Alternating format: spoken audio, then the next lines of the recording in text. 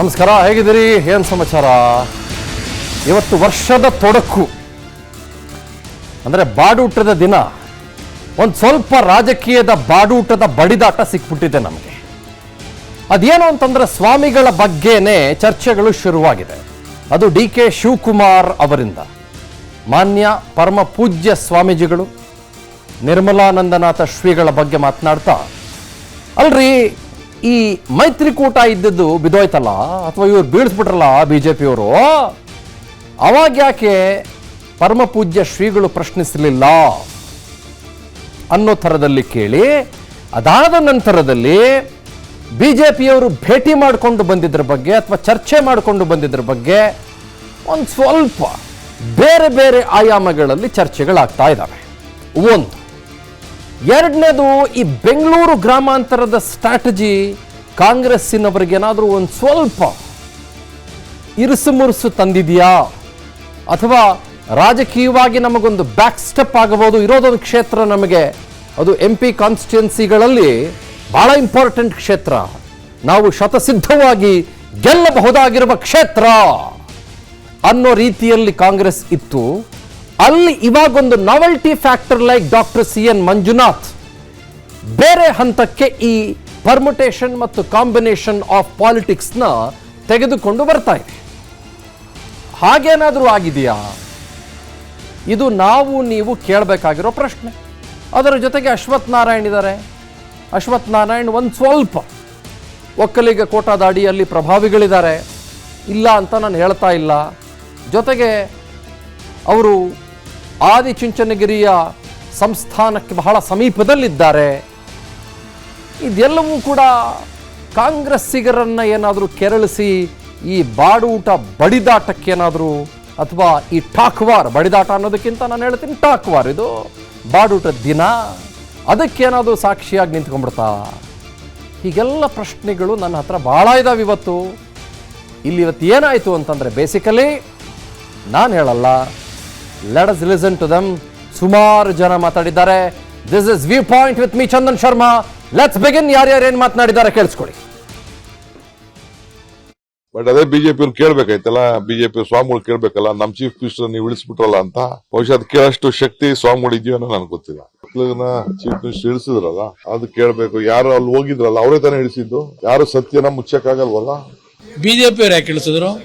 ನಾನು ಎಂದೂ ಸಹ ಅಧಿಕಾರದಲ್ಲಿದ್ದಾಗ, ಅಧಿಕಾರ ಹೋಗ್ತಕ್ಕಂಥ ಸಂದರ್ಭದಲ್ಲಿ ನಮ್ಮ ಮಠದ ಪರಮ ಪೂಜ್ಯ ಸ್ವಾಮೀಜಿಯವರನ್ನ ದುರುಪಯೋಗ ಪಡಿಸ್ಕೊಳ್ತಕ್ಕಂಥ ಕೆಲಸ ಎಂದೂ ಮಾಡಿಲ್ಲ. ನನಗೆ ಕೊಟ್ಟಂತ ದೇವರ ಒಂದು ಆಶೀರ್ವಾದ ಏನಿದೆ, ನನಗೆ ಎಲ್ಲಿವರೆಗೆ ಇರಬೇಕು ಅಂತ ಇರ್ತದೆ, ದೇವ್ರು ಕೊಟ್ಟಿರ್ತಕ್ಕಂಥ ಆಶೀರ್ವಾದ ಅದು. ಫಸ್ಟ್ DK ಶಿವಕುಮಾರ್ ಅವರಿಗೆ ಒಂದು ರೀತಿ ಸೋಲುವಂತ ಭೀತಿ ಕಾಡ್ತಾ ಇದೆ. ನಿನ್ನೆ ಎಲ್ಲ ದೇವಸ್ಥಾನಕ್ಕೆ, ಈಗ ನಾವೆಲ್ಲ ಬಂದಿರೋದು ಅವ್ರಿಗೆ ಚಳಿ ಜ್ವರ ಬಂದ್ಬಿಟ್ಟಿದೆ. ಬೆಳಗ್ಗೆಯಿಂದ ಮಾಧ್ಯಮದಲ್ಲಿ ಸುದ್ದಿ ನೋಡಿ, ಫೋಟೋಗಳು ನೋಡಿದ್ಮೇಲೆ ಅವ್ರಿಗೆ ಚಳಿ ಜ್ವರ ಎರಡು ಬಂದಿದೆ. ಸರ್ಕಾರವನ್ನ ಬೀಳಿಸಿದ್ದು ಬಿಜೆಪಿಯವರು ಅಂತ ಹೇಳ್ತಾರೆ. ಇಡೀ ಪ್ರಪಂಚ ಬಿಜೆಪಿ ಕುಮಾರಸ್ವಾಮಿ ಸರ್ಕಾರ ಬೀಳ್ಸೋವಾಗ ಜಾಸ್ತಿ ಜನ ಯಾವ ಪಾರ್ಟಿ? 14. ಸಿದ್ದರಾಮಯ್ಯನವ್ರು ಏನ್ ಹೇಳಿದ್ರು ಮಂಡ್ಯದಲ್ಲಿ? ನಾವು ಕುಮಾರಸ್ವಾಮಿನ ಸೋಲ್ಸಿದ್ದು ನಾವೇ, ಸುಮಲತಾನ ಗೆಲ್ಸಿದ್ದು ನಾವೇ ಅಂತ ಅವರೇ ಒಪ್ಕೊಂಡಿದಾರಲ್ಲ. ಫಸ್ಟ್ DK ಅವರು ಫಸ್ಟ್ ಸಿದ್ದರಾಮಯ್ಯನ ಕೇಳಿ, ಯಾರು ಸರ್ಕಾರ ಬೀಳಿಸಿದ್ರು ಅಂತ ಸಿದ್ದರಾಮಯ್ಯನವ್ರು ಕೇಳಿ. ಸಿದ್ದರಾಮಯ್ಯನವ್ರು ಕೇಳಿದ್ರೆ ಗೊತ್ತಾಗ್ತೈತೆ ಯಾರು ಸರ್ಕಾರ ಬೀಳಿಸ್. ಆನೆಸ್ಟ್ಲಿ ಸ್ಪೀಕಿಂಗ್ ಏನು ಅಂತಂದ್ರೆ, ಈ BJP-ಯಲ್ಲಿ ಒಕ್ಕಲಿಗ ನಾಯಕತ್ವ ಅನ್ನೋದು ಬಹಳ ದೊಡ್ಡ ಮಟ್ಟದಲ್ಲಿ ಇಲ್ಲ. ಭಾರತೀಯ ಜನತಾ ಪಾರ್ಟಿಯವರು ಏನು ಪ್ಲಾನ್ ಮಾಡಿಕೊಂಡ್ರು ಅಂತಂದ್ರೆ, ಹಳೆ ಮೈಸೂರು ಭಾಗದಲ್ಲಿ ಬಹಳ ಮುಖ್ಯವಾಗಿ ಒಕ್ಕಲಿಗ ನಾಯಕತ್ವದ ಅವಶ್ಯಕತೆ ಇದೆ ಅಂತಂದ್ಬಿಟ್ಟು ಸುಮಾರು ಜನರನ್ನ ಪುಷ್ ಮಾಡೋ ಪ್ರಯತ್ನವನ್ನ BJP ಮಾಡ್ತು. For example, doctor CN Ashwath Narayan ಅವ್ರನ್ನ ಪುಷ್ ಮಾಡೋ ಪ್ರಯತ್ನ ಮಾಡ್ತು. ಅದು ಅಷ್ಟರ ಮಟ್ಟಿಗೇನು ವರ್ಕೌಟ್ ಆದಂಗೆ ಕಾಣಿಸ್ತಾ ಇಲ್ಲ. ಯಾಕಂದ್ರೆ ಸೆಕೆಂಡ್ ಲೈನ್ ಲೀಡರ್ಶಿಪ್ ಬೇಕಲ್ಲ, ಅದು ವರ್ಕೌಟ್ ಆಗಲಿಲ್ಲ. ಅದಾದ್ಮೇಲೆ ಈಗ ತಾನೇ ಮಾತನಾಡ್ತಾ ಇದ್ದಾರಲ್ಲ, ವಿರೋಧ ಪಕ್ಷದ ನಾಯಕರಾಗಿರುವ R ಅಶೋಕ್ ಅವ್ರನ್ನೂ ಕೂಡ ಒಕ್ಕಲಿಗ ನಾಯಕ ಅಂತ ಬಿಂಬಿಸುವ ಪ್ರಯತ್ನವನ್ನು ಮಾಡಿದ್ರು. CT ರವಿ ಅವರನ್ನ ಬಿಂಬಿಸುವ ಪ್ರಯತ್ನ ಮಾಡಿದ್ರು.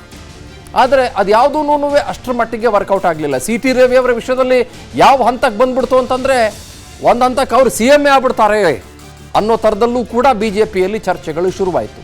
ಬಟ್ BJP-ಗೆ ಗೊತ್ತಿತ್ತು, ನಮ್ಮಲ್ಲಿ ಲಿಂಗಾಯತ ನಾಯಕತ್ವಕ್ಕೆ ಕೊರತೆ ಇಲ್ಲವೇ ಇಲ್ಲ. ದ ಎವರ್ಗ್ರೀನ್ BS ಯಡಿಯೂರಪ್ಪನವರು ಅಲ್ಲಿ ಇದ್ದೇ ಇದ್ದಾರೆ. ಹಾಗಾಗಿ ನಮಗೆ ಅದರ ಸಮಸ್ಯೆ ಏನು ಬರಲಿಕ್ಕಿಲ್ಲ.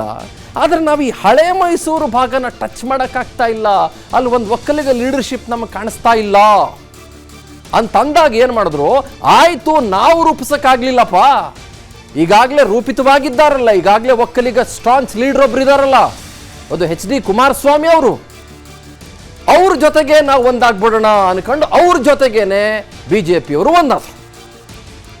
ಇಲ್ಲಿ ಕಾಂಗ್ರೆಸ್ ವಿಷಯಕ್ಕೆ ಬರುವಾಗ ಕಾಂಗ್ರೆಸ್ನಲ್ಲಿ ಏನಾಯಿತು ಅಂತಂದ್ರೆ, ಇಲ್ಲಿ ಅಹಿಂದದ ನಾಯಕರಾಗಿ ಸಿದ್ದರಾಮಯ್ಯನವರು ಇದ್ದೇ ಇದ್ದಾರೆ ಸಹಜವಾಗಿ, ಹೌದಾ? ಒಕ್ಕಲಿಗ ನಾಯಕರಾಗಿ ಇತ್ತೀಚಿನ ಕಳೆದ ಕೆಲವು ವರ್ಷಗಳಿಂದ DK ಶಿವಕುಮಾರ್ ಬಹಳ ಹೋರಾಟ ಮಾಡಿ ಖಂಡಿತವಾಗ್ಲೂ ಕೂಡ ಶ್ರಮಪಟ್ಟು ಅವರು ಗುರುತಿಸಿಕೊಂಡಿದ್ದಾರೆ, ಅದರ ಬಗ್ಗೆ ಅನುಮಾನ ಇಲ್ಲ. But still he has to reach the summit. ಈ ಸಮಿಟ್ ಅಂತ ಕರೀತಾರೆ ಗೊತ್ತಲ್ಲ ನಿಮಗೆ, ಈ ಮೌಂಟ್ ಎವರೆಸ್ಟ್ನ ಸಮಿಟ್ ಅಂತ, ಅಂದರೆ ಇನ್ನೂ ಆ ಪೀಕ್ಗೆ ಹತ್ತೋದು ಅನ್ನೋದಿದೆಯಲ್ಲ, ಅದಿನ್ನೂ ಕೂಡ ಆ ತುದಿ ಇದೆಯಲ್ಲ, ಅಥವಾ ಜೆನಿತ್ ಅಂತ ಕರಿತೀವಲ್ಲ, ಅದನ್ನು ಇನ್ನೂ ಕೂಡ ರೀಚ್ ಮಾಡಬೇಕು. ಇದು ಬಹುಶಃ ಏನಾದರೂ DK ಶಿವಕುಮಾರ್ ಅವರಿಗೆ ಅಥವಾ ಕಾಂಗ್ರೆಸ್ನವರಿಗೆ ಇರುಸು ಮುರುಸು ಉಂಟಾಯ್ತಾ? ಆಮೇಲೆ BJPಯವರೆಲ್ಲ ಪರಮ ಪೂಜ್ಯ ಗುರುಗಳನ್ನು ಭೇಟಿ ಮಾಡ್ಕೊಂಬಂದಿದ್ದು ಸಮಸ್ಯೆ ಉಂಟಾಯ್ತಾ? ಅಥವಾ ತುಂಬ ಏನಾದರೂ ಡೆಸ್ಪರೇಷನ್ ಮೋಡ್ಗೆ ಹೋದಂಗೆ ಕಾಣಿಸ್ತಾ ಅಥವಾ ಕಾಣಿಸಲಿಲ್ಲವಾ? ಯಾಕೆ ಈ ಮಾತು ಬಂತು? ಒಕ್ಕಲಿಗ ಸ್ವಾಮೀಜಿಗಳೇ ನಮ್ಮ ಪರವಾಗಿಲ್ಲ ಅನ್ನುವ ರೀತಿಯ ಸ್ಟೇಟ್ಮೆಂಟಾ? ಐ ಡೋಂಟ್ ನೋ, ನನಗೆ ಗೊತ್ತಿಲ್ಲ. ಇದೆಲ್ಲ ನಾವು ಇವತ್ತು ಚರ್ಚೆ ನಡೆಸಲೇಬೇಕು. Let's begin the show. ನನ್ನೊಟ್ಟಿಗೆ 3 ಜನ ಗೆಸ್ಟ್ಗಳು ಸ್ಟುಡಿಯೋದಲ್ಲಿ ಜಾಯ್ನ್ ಆಗಿದ್ದಾರೆ. ಹಾಗೆ ಹೊರಗಡೆಯಿಂದ ಇನ್ನೂ ಕೂಡ 2 ಗೆಸ್ಟ್ಗಳು ನಮ್ಮನ್ನು ಜಾಯ್ನ್ ಆಗ್ತಾರೆ. ಮೊದಲನೇದಾಗಿ ನಾನು ಮಂಡ್ಯದಲ್ಲಿ ಜಾಯ್ನ್ ಆಗಿರುವ ಮತ್ತಿಕೆರೆ ಜಯರಾಮ್ ಅವರನ್ನ ವೆಲ್ಕಮ್ ಮಾಡ್ಕೊಳ್ತಾ ಇದ್ದೀನಿ. Welcome to you sir. ನಮಸ್ಕಾರ, ಹಿರಿಯ ಪತ್ರಕರ್ತರು, ನಮಸ್ತೆ. ಹಾಗೆ ನಮ್ಮೊಟ್ಟಿಗೆ ನಮ್ಮ ಸ್ಟುಡಿಯೋದಲ್ಲಿ ಕಾಂಗ್ರೆಸ್ಸಿಂದ ನಟರಾಜ್ ಗೌಡರು ಇದ್ದಾರೆ, BJPಯಿಂದ ಆನಂದ್ ಗುರುಮೂರ್ತಿ ಇದ್ದಾರೆ, ಮತ್ತು ಬಹಳ ಹಿರಿಯರಾಗಿರುವ JDSನ ವಕ್ತಾರರು ದೇವರಾಜ್ ಸರ್ ಇದ್ದಾರೆ. ಸರ್, ಬಹಳ ಪ್ರೀತಿಯ ಗೌರವದ ಸ್ವಾಗತ ನಿಮಗೆ. ದೇವರಾಜ್ ಸರ್, ನಿಮ್ಮಿಂದ ಶುರು ಮಾಡ್ತೀನಿ ನಾನು, ಯಾಕಂತಂದ್ರೆ ನಾನು ಸಾಮಾನ್ಯವಾಗಿ ಆಡಳಿತ ಪಕ್ಷದಿಂದನೇ ಶುರು ಮಾಡ್ತಾ ಇದ್ದೆ, ಬಟ್ ಇವತ್ತು ನಿಮ್ಮಿಂದ ಶುರು ಮಾಡ್ತೀನಿ ನಾನು. ನಿಮ್ಮ ಮಾತುಗಳು ಕೇಳಕ್ಕೆ ಬಹಳ ಖುಷಿ, ನಿಮ್ಮ ಮಾತು, ಗೌಡ್ರ ಮಾತು, ಎಲ್ಲರ ಮಾತು ಕೇಳಕ್ಕೆ ನಂಗೆ ಬಹಳ ಖುಷಿ. ಸಾಮಾನ್ಯವಾಗಿ ಯಾಕೆ ಈ ಥರದ ಕಾರ್ಡ್ಗಳು ಪ್ಲೇ ಆಯಿತು ಅನ್ಸುತ್ತೆ ನಿಮಗೆ? ಇದು ಭಾಳಷ್ಟು ಆಶ್ಚರ್ಯ ಆಗುತ್ತೆ. ಚುನಾವಣೆ ಸಂದರ್ಭ ಅಥವಾ ಬೇರೆ ಸಂದರ್ಭಗಳು ಯಾವುದೇ ಬರಲಿ, ನಮ್ಮ ಶ್ರದ್ಧಾ ಕೇಂದ್ರಗಳಿಗೆ ಹೋಗ್ತಕ್ಕಂಥದ್ದು ಪರಿಪಾಠ, ನಮ್ಮಲ್ಲಿರ್ತಕ್ಕಂಥ ವಾಡಿಕೆ ಅದು. ಸೊ ಈಗ ಚುನಾವಣೆ ಸಂದರ್ಭದಲ್ಲಿ ಎಲ್ಲ ಪಕ್ಷದ ನಾಯಕರು, ಎಲ್ಲ ಸಮುದಾಯದ ಮಠಾಧಿಪತಿಗಳ ಭೇಟಿಯಾಗಿ ಅವರ ಆಶೀರ್ವಾದ ಪಡಿತಕ್ಕಂಥದ್ದು ಇದು ಸಹಜವಾಗಿರುವಂಥದ್ದು. ಇದನ್ನು ಬೇರೆ ರೀತಿ ನೋಡುವಂಥದ್ದು ಏನು ಇರಲಿಲ್ಲ. ಆದರೆ ದುರಾದೃಷ್ಟ ಅಂತ ನನಗೆ ಅನಿಸುತ್ತೆ. ಬಹುಶಃ ಇದು ಈ ಒಂದು ಹೇಳಿಕೆಯನ್ನು ನಾನು ಸನ್ಮಾನ್ಯ ಉಪಮುಖ್ಯಮಂತ್ರಿಗಳಿಂದ ನಾವು ಬಯಸಿರಲಿಲ್ಲ. ಇದನ್ನು ಎಲ್ಲೋ ಒಂದು ಕಡೆ ಅವರಿಗೆ ಈ ಆತಂಕ ಯಾಕೆ ಕಾಡ್ತಿದೆ, ಯಾಕೆ ಈ ರೀತಿಯ ಒಂದು ಮನಸ್ಥಿತಿಗೆ ಅವರು ಹೇಳಿದ್ರು ಅಂತಕ್ಕಂಥದ್ದು ನನಗೆ ಅರ್ಥವಾಗ್ತಿದ್ದಿಲ್ಲ. ಯಾಕೆಂದರೆ ಇವತ್ತು ನಾವು JDS ಮತ್ತು BJPಯವರು ಹೋಗಿ ಬಂದ ನಂತರ ಕಾಂಗ್ರೆಸ್ನವರು ಸಹ ಹೋಗಿ ಬಂದಿದ್ದಾರೆ, ಶ್ರೀಯುತ ಪರಮಪೂಜ್ಯರ ಒಂದು ಆಶೀರ್ವಾದವನ್ನು ಪಡ್ಕೊಂಡ್ಬಂದಿದ್ದಾರೆ. ಶ್ರೀಮಠದ ಬಗ್ಗೆ ಒಂದೇ ಒಂದು ಸೆಂಟೆನ್ಸನ್ನು ಹೇಳ್ತೀವಿ, ಬೇರೆದನ್ನೆಲ್ಲ ಹೇಳಲಿಕ್ಕೆ ಹೋಗಲ್ಲ. ನಮ್ಮ ರಾಜ್ಯದಲ್ಲಿರ್ತಕ್ಕಂಥ ಯಾರೇ ಮಕ್ಕಳಾಗಿರಲಿ, ಬಡವರಾಗಿರಲಿ, ಆ ಮಕ್ಕಳನ್ನ ಕರ್ಕೊಂಬಂದು, ಯಾವುದೇ ಸಮುದಾಯ ಆಗಿರಲಿ, ಯಾವುದೇ ಧರ್ಮದವರಾಗಿರಲಿ, ಅವ್ರನ್ನ ಕರ್ಕೊಂಬಂದು ಮಠಕ್ಕೆ ಬಿಟ್ಬಿಡಿ, ಅವ್ರಿಗೆ 12th ಸ್ಟ್ಯಾಂಡರ್ಡ್ವರೆಗೂ ಫ್ರೀಯಾಗಿ ಎಜುಕೇಷನ್ ಕೊಟ್ಟು ನಾನು ನಿಮಗೆ ಬಿಟ್ಕೊಡ್ತೀನಿ ಅಂತಕ್ಕಂಥ ಮಾತನ್ನು ರಾಜ್ಯಕ್ಕೆ ಕೇಳಿಸೋ ರೀತಿ ಹೇಳಿರ್ತಕ್ಕಂಥ ಏಕೈಕ ಮಠ. ಬೇರೆ ಎಲ್ಲ ಮಠಗಳು ಮಾಡಿರ್ತಕ್ಕಂಥ ತ್ರಿವಿಧ ದಾಸೋಹವನ್ನು ಈ ಮಠವೂ ಸಹ ಮಾಡ್ತಿದೆ. ಹಾಗಾಗಿ ಅತೀವವಾದ ಶ್ರದ್ಧೆ ಮತ್ತು ನಮಗೆ ನಂಬಿಕೆ ಇರತಕ್ಕಂಥ ಜಾಗ ಅದು. ಹಾಗಾಗಿ ಅಂತಹ ಒಂದು ಜಾಗದ ಬಗ್ಗೆ ಈ ರೀತಿಯ ಅಪಸ್ವರಗಳನ್ನು ಅದು ಮಾನ್ಯ ಉಪಮುಖ್ಯಮಂತ್ರಿಗಳೆತ್ತಿದ್ದಂತೂ ದೌರ್ಭಾಗ್ಯ ಅಂತಕ್ಕಂಥದ್ದು ನನ್ನ ಅನಿಸಿಕೆ. ಮಾನ್ಯ ಉಪಮುಖ್ಯಮಂತ್ರಿಗಳು ಒಂದು ಪ್ರಶ್ನೆಯನ್ನು ನಾನು ಕೇಳ್ತೇನೆ. ಈಗಾಗಲೇ ನೀವು ಹಲವಾರು ಕಡೆ ಹೇಳಿದ್ರಿ, ನೀವು ಹೇಳಿದ್ರಿ, ಮುಖ್ಯಮಂತ್ರಿಗಳು ಹೇಳಿದ್ದಾರೆ. ಮಾನ್ಯ ಮುಖ್ಯಮಂತ್ರಿಗಳು ಮೈಸೂರಲ್ಲಿ ಏನು ಹೇಳಿದರು, ಶ್ರೀಯುತ ಅಭ್ಯರ್ಥಿಗಳನ್ನು ಅವರು ಒಕ್ಕಲಿಗ 47 ವರ್ಷ ಯಾರೂ ಕೊಟ್ಟಿರಲಿಲ್ಲ, ಈಗ ನಾವು ಕೊಟ್ಟಿದ್ದೀವಿ ಅಂತೇಳಿ ನಾನು ಮಾನ್ಯ ಮುಖ್ಯಮಂತ್ರಿಗಳ ಮಾತಿಗೆ ನಾನು ಸಹಮತವನ್ನು ವ್ಯಕ್ತಪಡಿಸ್ತೀನಿ, ಸ್ವೀಕಾರನೂ ಸಹ ಮಾಡ್ತೀನಿ. ಮಾನ್ಯ ಮುಖ್ಯಮಂತ್ರಿಗಳು ಒಂದು ಪ್ರಶ್ನೆ ಕೇಳ್ತೀನಿ, 47 ವರ್ಷ ಅವರಿಗೆ ಒಕ್ಕಲಿಗರಿಗೆ ಕೊಡದೆ, ಶ್ರೀಯುತ ತುಳಸಿದಾಸಪ್ಪನವ್ರು ಆದಮೇಲೆ ಒಕ್ಕಲಿಗರಿಗೆ ಕೊಡದೇ ಇದ್ದಂಥವ್ರು ಯಾರು? ಇವರೇ ತಾನೆ. ಎಂತೆಂಥ ಸಂದರ್ಭ ಬಂದಾಗ ಯಾರ್ಯಾರು ಕೊಟ್ರಿ ನೀವು? ಇವತ್ತು ಮಾತ್ರ ಚುನಾವಣೆ ಬಂತು ಅಂತೇಳಿ ಒಕ್ಕಲಿಗ ಪದವನ್ನು ಉಪಯೋಗಿಸಿ ನೀವು ರಾಜಕಾರಣ ಮಾಡೋ ಮಟ್ಟಕ್ಕೆ ನೀವು ಹೇಳಿದ್ರಲ್ಲ ನೀವು ಮಾನ್ಯ ಮುಖ್ಯಮಂತ್ರಿಗಳು, ಶೋಭೆ ತರುವಂಥ ಮಾತಾ? ಒಂದಾಯಿತು. ಮೊನ್ನೆ ಡಿ ಕೆ ಶಿವಕುಮಾರ್ ಅವರು ಮೊನ್ನೆ ಇದಕ್ಕಿಂತ ಮೊದಲು ಒಂದು ಮಾತನ್ನು ಹೇಳ್ತಾರೆ. ಏನಂತ ಹೇಳ್ತಾರೆ ಅಂತಂದರೆ, ನಾವು ಒಕ್ಕಲಿಗರಿಗೆ 8 ಸ್ಥಾನಗಳನ್ನು ಕೊಟ್ಟಿದ್ದೀವಿ. ಬಂಟ್ರಿರ್ಬೋದು, ರೆಡ್ಡಿಗಳಿರ್ಬೋದು, ಒಕ್ಕಲಿಗರು ಎಲ್ಲ ಸೇರಿಸಿ 8 ಸ್ಥಾನಗಳನ್ನು ಒಪ್ಕೊತೀನಿ, ಕೊಟ್ಟಿದ್ದೀರಿ ಸ್ವಾಮಿ, ನಾನು ಅದನ್ನು ಹಲ್ಗಳಿತಿದ್ದಿಲ್ಲ. ನಾನು ಒಂದು ಪ್ರಶ್ನೆ ನಿಮ್ಗೆ ಕೇಳ್ತೀನಿ, ಬಂಟ್ರು ಕೊಟ್ಟಿದ್ದೀರಿ, ಒಕ್ಕಲಿಗರು ಅಂತ ಪರಿಗಣನೆ ಮಾಡಿ ಬಂಟ್ರು ಕೊಟ್ಟಿದ್ದೀರಿ, ರೆಡ್ಡಿಗಳು ಕೊಟ್ಟಿದ್ದೀರಿ, ಮತ್ತೊಂದು ಒಳಪಂಗಡಿಗಳು ಕೊಟ್ಟಿದ್ದೀರಿ, ನಂದು ಅಭ್ಯಂತರ ಇಲ್ಲ, ನಾನು ಅದನ್ನು ಸ್ವಾಗತ ಬಯಸ್ತೇನೆ. ಆದರೆ ಇದೇ ರಾಜ್ಯದಲ್ಲಿ ಒಂದು ಜಾತಿ ಸಮೀಕ್ಷೆಯನ್ನು ಮಾಡಿದಂಥ ಸಂದರ್ಭದಲ್ಲಿ ಅವ್ರನ್ನೆಲ್ಲ ಯಾಕೆ ಒಕ್ಕಲಿಗರು ಅಂತ ನೀವು ಪರಿಗಣನೆ ಮಾಡಲಿಲ್ಲ? ಅವತ್ತೆಲ್ಲೋಗಿತ್ತು ನಿಮ್ಮ ಧ್ವನಿ? ಅವತ್ತು ನಿಮ್ಗೆ ಅನಿಸ್ಲಿಲ್ವಾ? ಇವ್ರನ್ನೆಲ್ಲ ಬಿಟ್ಬಿಟ್ಟು ಜಾತಿ ಸಮೀಕ್ಷೆ ಆಗಿದೆ, ಇದು ತಪ್ಪು ಅಂತ ನಿಮ್ಗೆ ಅನಿಸ್ಲಿಲ್ವಾ? ಅದು ಯಾಕೆ ಅದನ್ನು ತಡಿಲಿಲ್ಲ ನೀವಾಗರೆ? ಅಂದರೆ ಎಲ್ಲಿ ಚುನಾವಣೆ ಸಂದರ್ಭ ಬಂದಾಗ ಇವರ ಒಂದು ದ್ವಿಮುಖ ನೀತಿಗಳು ಜನಗಳ ಮುಂದೆ ಹೇಗೆ ಪ್ಲೇ ಮಾಡ್ತಾರೆ. ಬಹುಶಃ ನನಗನ್ಸುತ್ತೆ ಮಾನ್ಯ ಉಪಮುಖ್ಯಮಂತ್ರಿಗಳು ಎಲ್ಲೋ ಒಂದು ಕಡೆ, ಮಾನ್ಯ ಮುಖ್ಯಮಂತ್ರಿಗಳು ಹೇಗೆ ಹತಾಶೆಯಿಂದ ಮೈಸೂರಲ್ಲಿ ಮಾತನಾಡ್ತಿದ್ದಾರೋ, ಮಾನ್ಯ ಉಪಮುಖ್ಯಮಂತ್ರಿಗಳು ಸಹ ಇವತ್ತಿನ ದಿವಸ ಮಾತನಾಡಿರ್ತಕ್ಕಂಥದ್ದು ಆ ಹುದ್ದೆಗೆ ಶೋಭೆ ತರುವಂಥದ್ದೆಲ್ಲ. ಯಾವುದೇ ಒಬ್ಬ ವ್ಯಕ್ತಿ, ಅಭ್ಯರ್ಥಿ ಯಾರೇ ಆಗಿರಲಿ, ಸಮಸ್ತ ಕ್ಷೇತ್ರದಲ್ಲಿರ್ತಕ್ಕಂಥ ಎಲ್ಲ ಜನಾಂಗವನ್ನು ಪ್ರತಿನಿಧಿಸ್ತಕ್ಕಂಥ ವ್ಯಕ್ತಿ, ಯಾವುದೇ ಜನಾಂಗವನ್ನು ಪ್ರತಿನಿಧಿಸ್ತಕ್ಕಂಥ ವ್ಯಕ್ತಿ ಅಲ್ಲ. ಮುಖ್ಯಮಂತ್ರಿಗಳೇ ಆಗಿರಲಿ, ಉಪಮುಖ್ಯಮಂತ್ರಿಗಳಾಗಿರಲಿ ಒಂದು ಜನಾಂಗಕ್ಕೆ ಸೇರಿದವರಲ್ಲ ಅವರು. ಈ ರಾಜ್ಯದ ಸ್ವತ್ತಾಗಿ ಅವ್ರು ನಡ್ಕೋಬೇಕಾಗಿತ್ತು. ಜನಾಂಗದ ಬಗ್ಗೆ, ಜಾತಿ ಬಗ್ಗೆ ಮಾತನಾಡಿಕೊಂಡು ಅದನ್ನೂ ಸಹ ಒಂದು ಮಠಾಧಿಪತಿಗಳನ್ನು, ಏಕೆಂತಂದರೆ ಎಷ್ಟು ದೊಡ್ಡ ಒಂದು ಶ್ರೀಮಠ ನಮಗೆ ಶ್ರದ್ಧಾ ಕೇಂದ್ರ ಅಂತಂದರೆ, ನಮಗೆ ಎಲ್ಲ ಪಕ್ಷದವರು, ಎಲ್ಲ ಜನಾಂಗದವರು, ಎಲ್ಲ ಧರ್ಮೀಯರು ಸಹ ಅಲ್ಲಿ ಬಂದು ನಡ್ಕೊತಾರೆ. ಅವರೆಲ್ಲರಿಗೂ ಸಹ ಶ್ರದ್ಧಾ ಕೇಂದ್ರ. ಅಂತಹ ಶ್ರದ್ಧಾ ಕೇಂದ್ರದ ಬಗ್ಗೆ ಅಪನಂಬಿಕೆಯ ರೀತಿಯ ಮಾತನಾಡತಕ್ಕಂಥದ್ದು, ಅದು ಈ ಏನು ನನಗೆ ಪೆನ್ನು ಪೆನ್ಸಿಲ್ ಕೊಡಿ, ಪೆನ್ನು ಪೇಪರ್ ಕೊಡಿ ಅಂತಕ್ಕಂಥ ಮಾತನ್ನು ಸಮುದಾಯ ಸಭೆಗಳಲ್ಲಿ ಹೇಳಿ ಅಧಿಕಾರ ಗಿಟ್ಟಿಸ್ಬಿಟ್ಟು ಇವತ್ತು ಬೇರೆ ಮಾತನಾಡ್ತಿದ್ರಲ್ಲ, ಎಷ್ಟು ಮಟ್ಟಿಗೆ ಸರಿ ಇದು? ನನಗಂತೂ ಅನಿಸುತ್ತೆ ಬಹುಶಃ ಆ ಹುದ್ದೆಗೆ ಆಗಲಿ ಸನ್ಮಾನ್ಯ ಡಿ ಕೆ ಶಿವಕುಮಾರ್ ಅವರಿಗೆ ಶೋಭೆ ತರ್ತಕ್ಕಂಥ ಮಾತಲ್ಲ. ಎಲ್ಲೋ ಒಂದು ಕಡೆ ನೀವು ತಮ್ಮ ಚುನಾವಣೆಯಲ್ಲಿ ಗೆಲ್ಲಬೇಕು ಅಂತಂದರೆ ಸಂಪೂರ್ಣ ಸಮುದಾಯವನ್ನೇ ನೀವು ಪಣಕ್ಕಿಟ್ಟು ಯಾಕೆ ಮಾತನಾಡ್ತೀರಿ? ಓಕೆ, ಇದು ನನಗನ್ಸುತ್ತೆ, ಮತ್ತೊಮ್ಮೆ ಅನಿಸುತ್ತೆ ಸನ್ಮಾನ್ಯ ಡಿ ಕೆ ಶಿವಕುಮಾರ್ ಅವರಿಗೆ ಇದು ಶೋಭೆ ತರ್ತಕ್ಕಂಥ ಮಾತು ಖಂಡಿತವಾಗಿಯೂ ಅಲ್ಲ. ಆ ಹುದ್ದೆಗೆ ಇದು ಘನತೆಯನ್ನು ತರ್ತಕ್ಕಂಥ ಮಾತು ಸಹ ಅಲ್ಲ. ನಾನು ಇವತ್ತು ಸಹ ಮತ್ತೊಮ್ಮೆ ವಿನಂತಿ ಮಾಡ್ತೀನಿ, ದಯವಿಟ್ಟು ಧಾರ್ಮಿಕ ಕೇಂದ್ರಗಳನ್ನು, ಶ್ರದ್ಧಾ ಕೇಂದ್ರಗಳನ್ನು ಚುನಾವಣೆ ಅಸ್ತ್ರವಾಗಿ ಬಳಸ್ಕೊಳ್ತಕ್ಕಂಥ ಮನಸ್ಥಿತಿಯಿಂದ ಮೊದಲು ಹೊರಗಡೆ ಬಂದು ಸಮಸ್ತ ಕರ್ನಾಟಕವನ್ನು ನೋಡ್ತಕ್ಕಂಥ ಒಂದು ದಿವ್ಯ ದೃಷ್ಟಿ ನಿಮಗೆ ಕರುಣಿಸ್ಲಿ ಭಗವಂತ ಅಂತ ನಾನು ಪ್ರಾರ್ಥನೆ ಮಾಡ್ತೇನೆ. ದಿವ್ಯ ದೃಷ್ಟಿ ಕರುಣಿಸ್ಬೇಕು ಅಂತೀರಾ? Interesting point. ಓಕೆ, ನಮ್ಮ ಜೊತೆಗೆ ಇನ್ನು ಹಲವು ಜನ ಗೆಸ್ಟ್ಗಳು ಕೂಡ ಜಾಯ್ನ್ ಆಗಿದ್ದಾರೆ. ಸಿ ಕೆ ಮಹೇಂದ್ರ ಅವರು ಜಾಯ್ನ್ ಆಗಿದ್ದಾರೆ ಮೈಸೂರಿನಿಂದ. Sir, very warm lovely welcome. ನಮಸ್ಕಾರ ಸರ್. ನಮಸ್ತೆ ಗೌಡ್ರೆ. ಒಕ್ಕಲಿಗರನ್ನ ಅಥವಾ ಒಕ್ಕಲಿಗ ಸ್ವಾಮೀಜಿಗಳನ್ನ ಒಕ್ಕಲಿಗರ ವಿರುದ್ಧವೇ ಎತ್ತಿಕಟ್ಟೋ ಪ್ರಯತ್ನ ಅನ್ನೋ ಥರದಲ್ಲಿ ಒಂದು ಚರ್ಚೆ ಆಗ್ತಾ ಇದೆ, ಬೇರೆ ಬೇರೆ ಕಡೆಗಳಲ್ಲಿ ಚರ್ಚೆ ಆಗ್ತಾ ಇದೆ. ಕರೆಕ್ಟ್.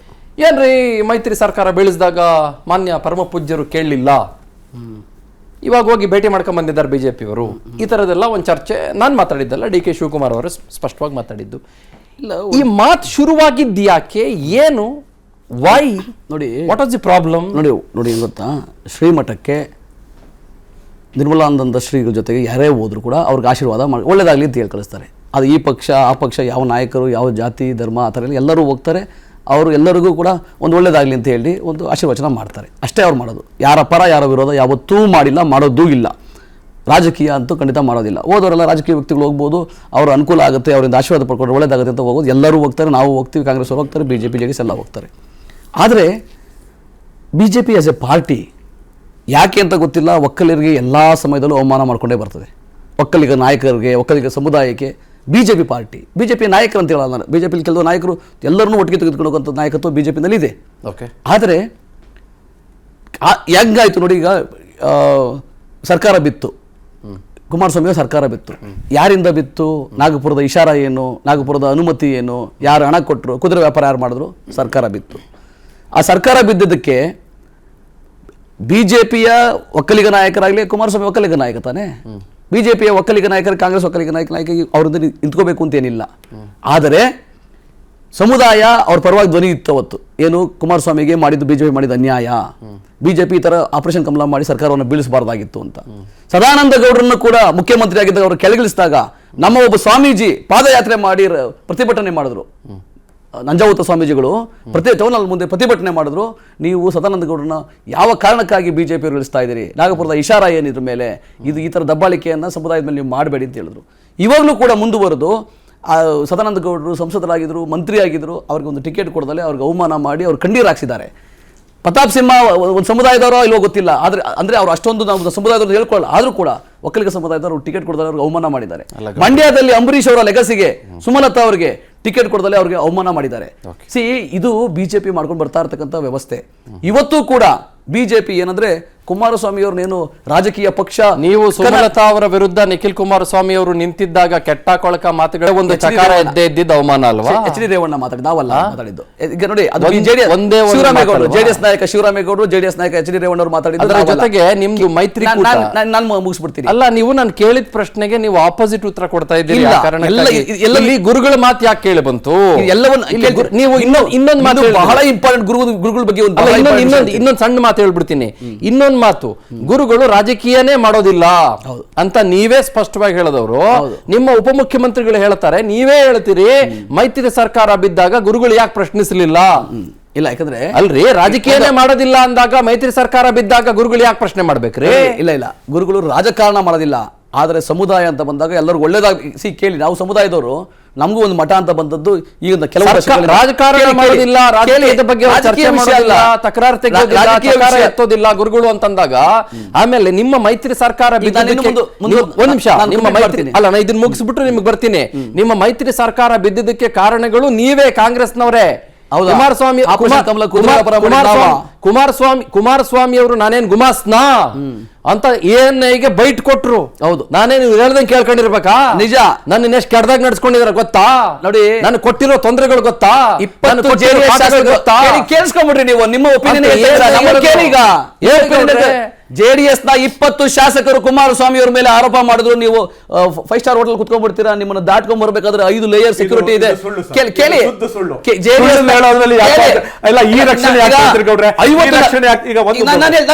ನಾನು ಹೆಸರು ಸಮೇತ ಹೇಳ್ಬಿಡ್ಲಾ? ನಾನು ಹೆಸರು ಸಮೇತ ಹೇಳ್ಬಿಡ್ಲಾ? ನಾನು ಹೆಸರು ಸಮೇತ ಹೇಳ್ಬಿಡ್ತೀನಿ. ನಾನು ಹೆಸರು ಸಮೇತ ಹೇಳ್ತೀರಲ್ಲ. ಇವತ್ತು ನಾನು MLC ಆಗಿ ನೋಡ್ಬೇಕಾಗಿತ್ತು. ಸನ್ಮಾನ್ಯ ನಟರಾಜ್ ಗೌಡ್ರನ್ನ ಇವತ್ತೊಂದು ಚೇರ್ ಮಾತಾಡಕ್ ಬಿಡ್ತಾರ. ಯಾರು ಕಾರಣ ಆಗರ ಅಲ್ಲಿಗೆ? ಮಾತಾಡಿ. ಏನೋ ಒಂದು ಜನರ ಹೆಸರು ಕೂಡ ಹೇಳ್ಬಿಡಿ, ತೊಂದ್ರೆ ಇಲ್ಲ, ಆಮೇಲೆ ಹೇಳ್ಬಿಡಿ. ನಾನು ಯಾರನ್ನೋ ಕಟ್ ಆಫ್ ಮಾಡ್ಬಿಟ್ಟೆ ಮಾತುಗಳಿಂದ ಅಂತ ನನಗೂ ಅಪವಾದ ಹೊತ್ಕೊಳ್ಳೋಕೆ ಇಷ್ಟ ಇಲ್ಲ. ಅಲ್ಲ, ಅವ್ರು ಸುಳ್ಳಾದ್ರೆ ಆಮೇಲೆ you can always have a rebuttal. No, you can always have a rebuttal. Sir, ಕೇಳ್ಬೋದು. ಹೇಳಿ. ಜೆಡಿಎಸ್ ನ ಅವತ್ತಿನ ವಿಶ್ವನಾಥ್ ಅವರು ಜೆಡಿಎಸ್ ನ ರಾಜ್ಯಾಧ್ಯಕ್ಷರು ಕೂಡ ಆಗಿದ್ರು. ಅವರ ಆರೋಪ, ಆಮೇಲೆ GT ದೇವೇಗೌಡರ ಆರೋಪ, ಆಮೇಲೆ ಗುಬ್ಬಿ ಶ್ರೀನಿವಾಸರವರ ಆರೋಪ. ನಾನು 3 ಹೆಸರನ್ನು ಈಗ ಹೇಳ್ಬಲ್ಲೆ. ಬಿಜೆಪಿ ಶಾಸಕರು ಕೂಡ ಸೇಮ್ ಆರೋಪ ಮಾಡ್ತಾರೆ. ಕೇಳೋಣ, 224 ಶಾಸಕರು ಕೇಳಿಸ್ಕೊಳ್ಳಿ. 224 ದಯವಿಟ್ಟು ಪ್ಲೀಸ್. ನಟರಾಜ್ ಗೌಡ, ನೀವು ಹೇಳ್ತಿರೋದು ಹೌದು ಅಂತಾನೆ ಹೇಳ್ತೀರಾ? ನನ್ಗೆ ಏನ್ ಗೊತ್ತಾ, ಒಂದು ಸಂತೆ ಸಾವಿರ ಕಂಪ್ಲೀಟ್ ಮಾಡಕ್ ಬಿಡಿ. ನೀವು ಹೇಳ್ತಿರೋದು ಮೆಸೇಜ್ ಸರಿಯಾಗಿ ಹೋಗ್ತದೆ. ಓಕೆ, ಮುಂದುವರಿಸಿ. ಬಿಜೆಪಿಯ ಶಾಸಕರು ಕೂಡ ಆರೋಪ ಮಾಡಿದ್ರು, ಕಾಂಗ್ರೆಸ್ ಶಾಸಕರು ಕೂಡ ಆರೋಪ ಮಾಡಿದ್ರು. ನಮ್ಗೆ ಅವತ್ತು ಕುಮಾರಸ್ವಾಮಿ ಅವ್ರಿಗೆ ಏನು ಒತ್ತಡ ಆಯ್ತು ನನಗೆ ಗೊತ್ತಿಲ್ಲ. ಅವ್ರು ಪಂಚತಾರ ಹೋಟೆಲ್ ಯಾಕೆ ಸೇರ್ಕೊಂಡ್ರು, ಯಾಕೆ ಜನರ ಕೈ ಸಿಕ್ತಿಲ್ಲ ಅಂತ ನಮ್ಗೆ ಗೊತ್ತಿಲ್ಲ. ಆದರೆ ಕುದುರೆ ವ್ಯಾಪಾರ ಮಾಡಿ, ಆಪರೇಷನ್ ಕಮಲ ಮಾಡಿ, ಹಣ ಕೊಟ್ಟು ಬಿಜೆಪಿ ಅವ್ರನ್ನ ಖರೀದಿ ಮಾಡಿ ಸರ್ಕಾರ ಉರುಳಿಸಿದ್ದನ್ನ ನೀವು ಒಪ್ಪದಲ್ಲೇ ನೀವು ಕಾಂಗ್ರೆಸ್ ಮೇಲೆ ದೂಷಿಸ್ತೀರ ಅಂದ್ರೆ ಅದಕ್ಕಿಂತ ದುರಂತ ಇನ್ನೊಂದಿಲ್ಲ. ಒಂದು ಎರಡನೇದೇನು ಗೊತ್ತಾ, 2019 ಆಗಸ್ಟಲ್ಲಿ ಅದೇ ವಿಶ್ವನಾಥ್ ಅವರು ಏನ್ ಹೇಳಿದ್ರು ಅಂದ್ರೆ, ಗುರುಗಳ ಫೋನ್ ಟ್ಯಾಪಿಂಗ್ ಆಗಿತ್ತು ಆರೋಪ. ಮಾನ್ಯ ಯಡಿಯೂರಪ್ಪನವರು ಏನ್ ಹೇಳಿದ್ರು ಗೊತ್ತಾ, ನಾವು ಇದನ್ನು CBIಗೆ ವಹಿಸ್ತೀವಿ, ಗುರುಗಳ ಫೋನ್ ಟ್ಯಾಪಿಂಗ್ ಆಗಿತ್ತು ಅಂತ. ಕುಮಾರಸ್ವಾಮಿ ಅವರು ಇಲ್ಲ, ಆಗಿಲ್ಲ ಅಂದ್ರು. ನಮ್ದೇನ ಅದ್ರೊಳಗೆ ಎರಡನೇ ಮಾತಿಲ್ಲ. ಅದೇನಿದ್ರು ಆಗಿದ್ರೆ ಆಗಿರ್ತದೆ, ಆಗಿಲ್ಲ ಅಂದ್ರೆ ಆಗಿಲ್ಲ. ಅವತ್ತಿನ ಮುಖ್ಯಮಂತ್ರಿಗಳು ನೋಡ್ಕೊಂತಾರೆ. ಇವತ್ತು ನಾವೇನ್ ಹೇಳ್ತಾ ಇದೀವಿ ಅಂದ್ರೆ, JDS ನ ಏನಾದ್ರು ಕುಮಾರಸ್ವಾಮಿ ಅವ್ರನ್ನ ಏನಾದ್ರು ಬಿಜೆಪಿ ರಾಜಕೀಯ ಪಕ್ಷ, ಪ್ರಾದೇಶಿಕ ಪಕ್ಷ ಅಂತ ತಿಳ್ಕೊಂಡಿದ್ರೇನು? ಖಂಡಿತ ಇಲ್ಲ. 3 ಜಿಲ್ಲೆಗಳ ಒಕ್ಕಲಿಗ ನಾಯಕ ಅಂತ ಹೇಳ್ಕೊಂಡು ತಮ್ಮ ಬಿಜೆಪಿನಲ್ಲಿ ಒಕ್ಕಲಿಗ ಮೋರ್ಚಾ, ಅದಕ್ಕೆ JDS ನಾಯಕ ಕುಮಾರಸ್ವಾಮಿ ಅವರು ನಾಯಕ ಅಂತ ತಿಳ್ಕೊಂಡಿದ್ದಾರೆ ಬಿಜೆಪಿ ಅವರು. ಹಂಗೆ ತಿಳ್ಕೊಂಡಿದ್ದಾರೆ.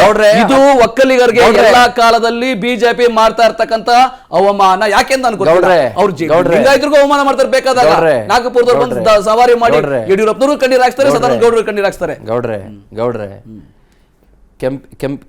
ಕೆಂಪೇಗೌಡರ ಸಮಿತಿಯಿಂದ ಹಿಡಿದು ಅಥವಾ ಒಕ್ಕಲಿಗರಿಗೆ ಬೇಕಾಗುವಂಥ ವ್ಯವಸ್ಥೆಗಳಿಂದ ಹಿಡಿದು ಕಳೆದ 70-75 ವರ್ಷಗಳಿಂದ 100 ವರ್ಷಗಳಿಂದ ಒಕ್ಕಲಿಗ ಸಮುದಾಯದ ಬಗ್ಗೆ, ಒಕ್ಕಲಿಗ ಕುಟುಂಬದ ಬಗ್ಗೆ, ಅವ್ರಿಗೆ ಏನು ಮಾಡಬೇಕು ಒಳ್ಳೆಯದು ಅನ್ನೋದ್ರ ಬಗ್ಗೆ, ಒಕ್ಕಲಿಗರಲ್ಲಿರುವ ಬಡವರನ್ನ ಹೇಗೆ ಮೇಲಕ್ಕೆತ್ತಬೇಕು ಅನ್ನೋದ್ರ ಬಗ್ಗೆ BJP ಕಾಂಗ್ರೆಸ್ಸು JDS ಅಲ್ಲ, ಆ ಇಡೀ ಸಮಾಜವನ್ನ ಪೊಲಿಟಿಕಲಿ ಬಳಸ್ಕೊಂಡು ಬಂದಿದ್ದಾರೆ ಹೊರತುಪಡಿಸಿದ್ರೆ ಯಾರೂನುವೆ ಅವ್ರಿಗೆ ಏನು ಒಳ್ಳೇದು ಮಾಡಬೇಕು ಉದ್ಧಾರ ಮಾಡೋದಕ್ಕೆ ಅನ್ನೋದನ್ನ ಏನು ಮಾಡಿದ್ದಾರೆ ಅನ್ನುವ ಒಂದು 4 ಉದಾಹರಣೆಗಳನ್ನ ನೀವೇನಾದರೂ ಕೊಟ್ಬಿಟ್ರೆ ನಾನು ನಿಮಗೆ ಉದ್ದಂಡ ನಮಸ್ಕಾರ ಮಾಡ್ಬಿಡ್ತೀನಿ, ನಾನು ನಿಮಗೆ ದೀರ್ಘದಂಡ ನಮಸ್ಕಾರನೂ ಮಾಡ್ಬಿಡ್ತೀನಿ.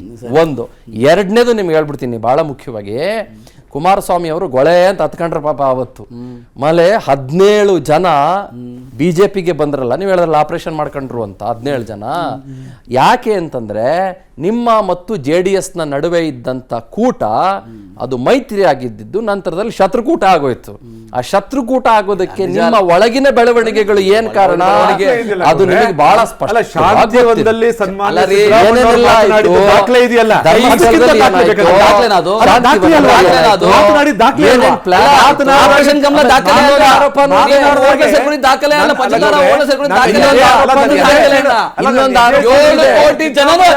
ನಿಮ್ಮೇಲೂ ಒಂದು ಆರೋಪ ಇದೆ, ಅಲ್ಲ ನಿಮ್ಮೇಲೂ ಒಂದು ಆರೋಪ ಇದೆ, ಅಲ್ಲ ನಿಮ್ಮೇಲೂ ಒಂದು ಆರೋಪ ಇದೆ. ಮಾನ್ಯ ಪ್ರಸ್ತುತ ಮುಖ್ಯಮಂತ್ರಿಗಳೇ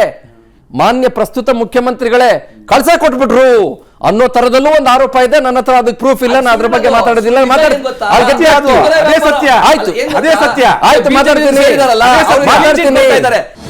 ಅನುಕ್ಷಣದ ಸುದ್ದಿಗಳಿಗಾಗಿ ವಿಸ್ತಾರ ನ್ಯೂಸ್ ಯೂಟ್ಯೂಬ್ ಚಾನೆಲ್ ಸಬ್ಸ್ಕ್ರೈಬ್ ಮಾಡಿ. ಹೊಸ ಸುದ್ದಿಗಳ ನೋಟಿಫಿಕೇಶನ್ಗಾಗಿ ಬೆಲ್ ಐಕಾನ್ ಕ್ಲಿಕ್ ಮಾಡಿ. ಲೇಟೆಸ್ಟ್ ಅಪ್ಡೇಟ್ಸ್ಗಾಗಿ www.vistaranews.com ವೆಬ್ಸೈಟ್ಗೆ ವಿಸಿಟ್ ಮಾಡಿ. ಅಂಗೈಯಲ್ಲೇ ಜಗತ್ತಿನ ಸುದ್ದಿ ತಿಳಿಯಲು ವಿಸ್ತಾರ ನ್ಯೂಸ್ ಕನ್ನಡ ಆಪ್ ಡೌನ್ಲೋಡ್ ಮಾಡಿ.